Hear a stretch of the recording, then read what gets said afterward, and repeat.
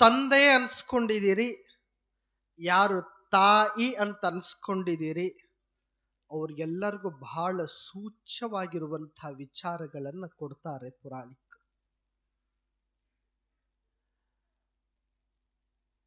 ದನಗಳಿಗೆ ಬೇಕಪ್ಪ ಮುಳ್ಳಿನ ಬೇಲಿ, 3-4 ಸಾಲಿನೊಳಗೆ ಇಟಗಿ ಈರಣ್ಣನವರು ಶಾಹಿರಿ ಕವಿ ಬಾಳ ಚಲೋ ಬರೀತಾರೆ. ದನಗಳಿಗೆ ಬೇಕಪ್ಪ ಮುಳ್ಳಿನ ಬೇಲಿ, ಈ ಜನಗಳಿಗೆ ಬೇಕಪ್ಪ ಸಂಸ್ಕಾರ ಶಾಲಿ. ಈ ಜನಗಳಿಗೆ ಬೇಕಪ್ಪ ಸಂಸ್ಕಾರ ಶಾಲಿ, ದನ ಹಿಂದೆ ತಿರುಗುವುದು ನೋಡಿ ಮುಳ್ಳಿನ ಬೇಲಿ. ದನ ಹಿಂದೆ ತಿರುಗುವುದು ನೋಡಿ ಮುಳ್ಳಿನ ಬೇಲಿ, ಈ ಜನ ಮುರಿದು ಹೋಗುವರು ಮನೆ ಮಠದ ಕೀಲಿ. ಶಾಹಿರಿ ಕವಿ ಇಟಗಿ ಈರಣ್ಣನವರ ಮಾತು ಬಹಳ ಪ್ರಸ್ತುತ ಅನಿಸ್ತದೆ. ಮನೆತನದ ಹೆಸರು ಬರಬೇಕಾಗಿತ್ತು ಅಂದ್ರೆ ರೊಕ್ಕದಿಂದ ಇವತ್ತಿನವರೆಗೂ ಯಾರ್ದು ಬಂದಿಲ್ಲ, ನೆನಪಿರ್ಲಿ. ನಮ್ಮ ಮುತ್ಯಾಂದ ಬಂದಾದಲ್ರಿ, ನಿಮ್ಮ ಮುತ್ಯಾಂದ ಬಂದಿದ್ದು ರೊಕ್ಕದಿಂದ ಬಂದಿಲ್ಲ, ನಿಮ್ಮ ಮುತ್ಯಾಗಿದ್ದ ಸಂಸ್ಕಾರದಿಂದ ಬಂದ. ಇದನ್ನು ತಿಳ್ಕೊಳ್ಬೇಕು. ಸಂಸ್ಕಾರದ ಹೊರತಾಗಿ ಮತ್ತೊಂದು ಏನಾದರೂ ಸಂಪಾದನೆ ಮಾಡ್ತೀನಿ ಅನ್ನೋದು ಸುಳ್ಳು. ಎಂಥ ಸಂಸ್ಕಾರವನ್ನು ಶರಣ ಬಸವನಿಗೆ ಆದಯ್ಯ ಮತ್ತು ಮುಡಿಯಮ್ಮರು ಕೊಡ್ತಿದಾರ ಅನ್ನೋದು ಬಹಳ ಮುಖ್ಯ ಆಗ್ತದೆ. ನಿಮ್ಮ ಮನೆತನದ ಕೀರ್ತಿ ಘನತೆ ನಿಂತಿರುವುದು ಸಂಸ್ಕಾರದ ಮ್ಯಾಲ. ಸಂಸ್ಕಾರವಂತ ವ್ಯಕ್ತಿ ತಿಪ್ಪಿ ಒಳಗಿದ್ರು ಉಪ್ಪುರಿಗೆ ಹೋಗುತ್ತಾನೆ. ಸಂಸ್ಕಾರ ಇಲ್ಲದ ವ್ಯಕ್ತಿ ಉಪ್ಪುರಿಗೆ ಆಗಿದ್ರು ತಿಪ್ಪ್ಯಾಗ ಬಂದು ಬೀಳ್ತಾನೆ. ಈರಣ್ಣನವ್ರು ಎಷ್ಟು ಚಲೋ ಹೇಳಿದ್ರು. ದನಕ್ಕ ನಮ್ಮ ಹೊಲದಾಗ ಬರಬಾರದು ಅಂತ ಹೆಂಗ ಬೇಲಿ ಹಾಕ್ತೀರಿ, ಬೇಲಿ ನೋಡಿದ ಮೇಲೆ ದನ ತಿಳ್ಕೊಳ್ಳುತ್ತದ ಇದು ನನ್ನ ಜಾಗ ಅಲ್ಲ ಅಂತ, ಮುಗಿತಷ್ಟೇ. ಹೊಳ್ಳಿ ಇನ್ನೊಂದು ಸಹಿತ ನೋಡಕ್ ಹೋಗಲ್ಲ.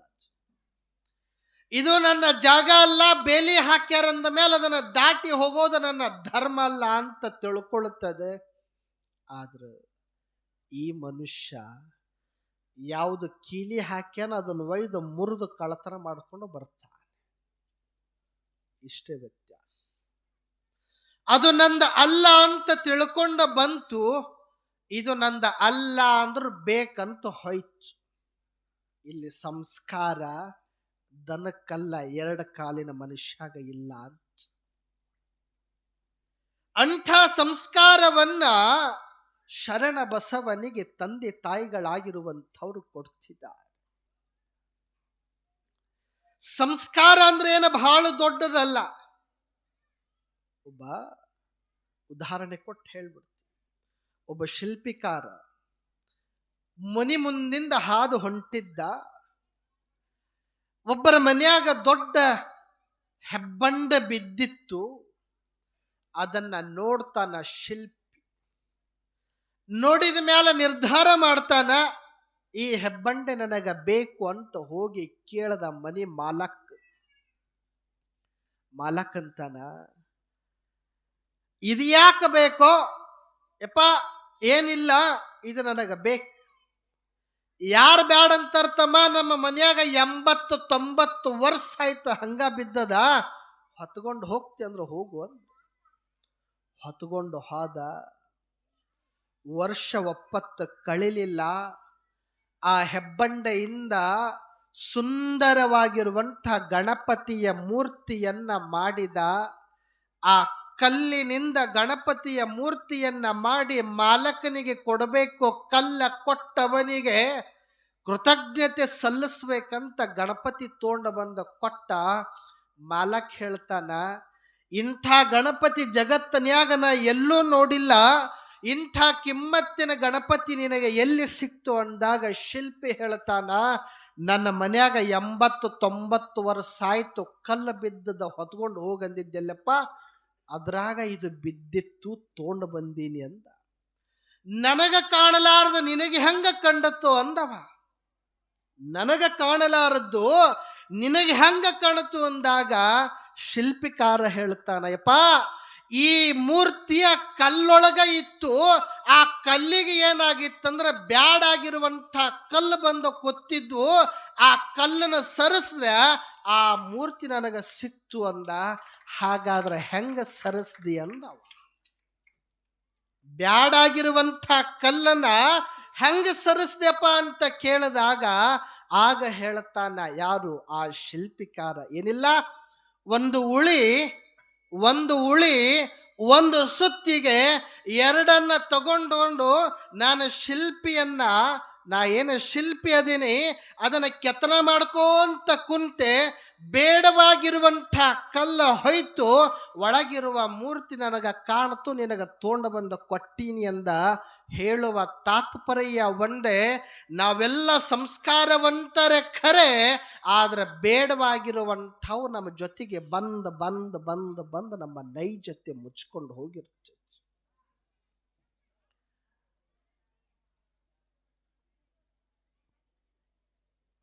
ಬೇಡವಾಗಿರುವಂಥದನ್ನ ನೈಜತೆಯನ್ನ ಕಳ್ಕೊಂಡ ಹೆಂಗ ಹೋಗಿ ಬಿಡುತ್ತದ ಅಂತ ಈ ದೇಹಕ್ಕೆ ಸಂಸ್ಕಾರ ಕೊಡಬೇಕಾಗ್ಯದ. ಬೇಡವಾಗಿರುವಂಥದ್ದು ಹೊರಗೆ ಹಾಕಬೇಕಾಗ್ಯದ. ಅದನ್ನು ಹೊರಗೆ ಹಾಕಬೇಕನ್ನೋದಕ್ಕನೆ ಪುರಾಣ ಹಚ್ಚಾರ, ಮತ್ತೊಂದಕ್ಕೆ ಹಚ್ಚಿಲ್ಲ. ಯಾವುದು ಬೇಡವಾಗಿರುವಂಥದ್ದು ಇದು ದಾರಿ ಬಿಡುತ್ತ, ದೇಹ ದಾರಿ ಬಿಡುತ್ತೆ. ಟ್ರೈನ್ ದಾರಿ ಬಿಡುತ್ತು ಅಂದ್ರೆ ಏನೆಲ್ಲ ಅನಾಹುತ ಆಗ್ತದೆ ನಿಮಗೆ ಗೊತ್ತು. ಈ ದೇಹನು ದಾರಿ ಬಿಡುತ್ತೆ. ಇಲ್ಲೇನು ಕಾಣಕತ್ತಾವ ಗೊತ್ತದ ಇಲ್ಲ ನಿಮಗೆ? ಒಂದು ತಬಲ, ಒಂದು ಧಿಮ್ಮಿ, ಇವೆರಡು ವಾದನ ಮಾಡ್ತಾರ, ನುಡಿಸ್ತಾರ. ಅವು ಎರಡು ಏನಾಗ್ತದಂದ್ರ ದಾರಿ ಬಿಡ್ತಾವ. ಅದು ಎದರಿಂದ ತಯಾರಾಗ್ಯದಂದ್ರ ಸತ್ತ ಪ್ರಾಣಿಯ ಚರ್ಮದಿಂದ ತಯಾರಾಗ್ಯದ. ಸತ್ತ ಪ್ರಾಣಿಯ ಚರ್ಮದಿಂದ ತಯಾರಾಗಿರುವಂಥ ಈ ಒಂದು ತಬಲ, ಈ ದಿಮ್ಮಿ ದಾರಿ ಬಿಡ್ತದ. ಯಾವಾಗ ದಾರಿ ಬಿಡ್ತದಂದ್ರ ಒಂದು ತಟಕ್ ಈಗ ಗಾಳಿ ಬೀಸ್ತಂದ್ರ ಅದೊಂದು ಸ್ವಲ್ಪ ಬ್ಯಾರೇನೆ ಬರ್ತದ ನಾದ. ಮತ್ತೊಂದು ತಟಕ ಬಿಸಿಲು ಬಿತ್ತಂದ್ರೆ ನಾದ ಬ್ಯಾರೇನೆ ಬರ್ತದ. ಮಳಿ ಬಂತು ಅಂದ್ರೆ ನಾದ ಬ್ಯಾರೇನೆ ಬರ್ತದ. ಅದು ಏನಾಗ್ತದ, ಅವಾಗ ದಾರಿ ಬಿಡ್ತಿರ್ತದ. ದಾರಿ ಬಿಡುವಂಥ ಆ ತಬಲ, ಆ ದಿಮ್ಮಿಗೆ ಅವ್ರ ದಾರಿಗೆ ತಗೊಂಡು ಬರ್ತಾ. ಹೆಂಗ ತಗೊಂಡು ಬರ್ತಾರ ಗೊತ್ತ? ಅವ್ರ ಹತ್ರ ಒಂದು ಸುತ್ತಿಗೆ ಅದ. ಏನದ? ಸುತ್ತಿಗೆ. ಸುತ್ತಿಗೆನ ತಗೊಂಡ ಏನು ಮಾಡ್ತಾರಂದ್ರ, ನೆನಪಿಟ್ಕೊಳ್ರಿ, ನೀವು 7:15 ಬಂದ್ರೆ ಗೊತ್ತಾಗ್ಬೇಕು. ನೀವು 8:15 ಬರ್ರಿ, ನಾ ಬಂದ ಮೇಲೆ ನೀವು ಬರೋರು. ಒಂದು ಸಲ ಬರ್ರಿ 7:15. ಆ ಟೈಮ್ನಾಗ ಅದನ್ನ ಶುದ್ಧ ಮಾಡ್ಕೊಳ್ತಿರ್ತಾರ. ಅವರ ರಾಗಕ್ಕ, ಅವರ ತಾಳಕ್ಕ, ಅವರ ರಾಗಕ್ಕ ಎರಡು ಒಂದಾಯ್ತಂದ್ರೆ ಸಂಗೀತದ ಸಂಸಾರ ಚಲೋ ಇರುತ್ತೆ. ಸಂಗೀತದ ಸಂಸಾರ ಚಲೋ ಇರ್ಬೇಕಂದ್ರೆ ರಾಗ ತಾಳ ಎರಡು ಒಂದೇ ಆಗಬೇಕು. ಹಂಗ ದಾರಿ ಬಿಟ್ಟಿರುವಂಥ ತಬಲವನ್ನ ದಾರಿಗೆ ಹೆಂಗ ತರ್ತಾರಂದ್ರ, ಎಡಗೈಯಿಂದ ಸುತ್ತಿಗೆ ಹಿಡ್ಕೊಂತಾರ, ಬಲಗೈಯಿಂದ ಹೆಂಗ ಬಾರಿಸ್ತಿರ್ತಾರ. ಒಂದು ಕೈಯಿಂದ ಎಡಗೈಯಿಂದ ಸುತ್ತಿಗೆಯಿಂದ ತಲಿ ಕಟ್ಟಿತಾರ. ಎಲ್ಲಿ ತನಕ ತಲಿ ಕಟ್ಟಿತಾರ ತಬಲದಂದ್ರ, ನಾ ದಾರಿಗೆ ಬಂದಿನಿ ಬಿಡು ಅಂತ ತಬಲ ಅವ್ರಿಗೆ ಹೇಳಬೇಕ. ಅವಾಗ ತಲಿ ಕಟ್ಟಿಯೋದು ಬಿಡ್ತಾರ. ಎರಡು ಕೈ ಹಿಂಗಿಟ್ಟ ನುಡ್ಸಾಕ ಚಾಲೋ ಮಾಡಿದ್ರೆ ಮೈ ಮರ್ತು ಬಿಡುತ್ತೀವಿ. ಅಂಥ ಸಂಗೀತ ಅದರಿಂದ ನಮಗ ಕೇಳಿಸ್ತದೆ. ಅದು ಸತ್ತ ಪ್ರಾಣಿಯ ಚರ್ಮನೇ ಒಂದೊಂದು ಸಲ ದಾರಿ ಬಿಡ್ತದ ಅಂದ ಮ್ಯಾಲ ನಿಮ್ಮಂಥ ಜೀವಂತ ಚರ್ಮ ಎಷ್ಟು ಸಲ ದಾರಿ ಬಿಡ್ಲಿಕ್ಕಿಲ್ಲ. ನಿಮ್ಮಂಥ ಜೀವಂತ ಚರ್ಮ ಎಷ್ಟು ಸಲ ದಾರಿ ಬಿಡ್ಲಿಕ್ಕಿಲ್ಲ. ಇಂಥ ಜೀವಂತ ಚರ್ಮವನ್ನ ದಾರಿಗೆ ತಗೊಂಡ ಬಾ ಅನ್ನೋದಕ್ಕನೆ ನನಗೆ ಮ್ಯಾಲ ಕುಂದ್ರಸ್ಯಾರ, ಸುತ್ತಿಗೆ ಕೊಟ್ಟ. ಮತ್ತೆ ಬಡಿತಿನ